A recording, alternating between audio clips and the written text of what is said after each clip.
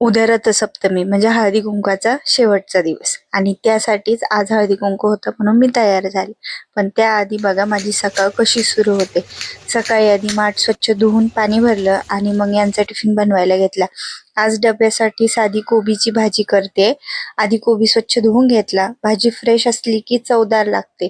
फोडणीत हिरवी मिरची पडली, आधी ठसका येतो, पण झणझणीत भाजी खाताना मात्र चवदार लागते.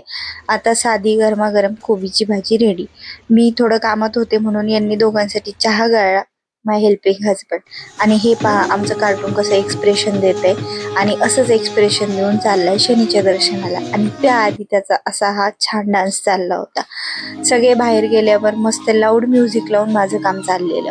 आणि असं करत करत आता हळदी कुंकासाठी तयार व्हायची वेळ झाली. मग पटकन फ्रेश झाले आणि 10 साड्या काढून त्यातली एक सिलेक्ट केली. आणि आज सुट्टी होती, वेळ होता म्हणून साडी वेअर केली. मला मेकअप फार छान जमत नाही, त्यामुळे जसं जमेल तसं साधंच आवरलं. आणि वानामध्ये ही छान वस्तू मिळाली.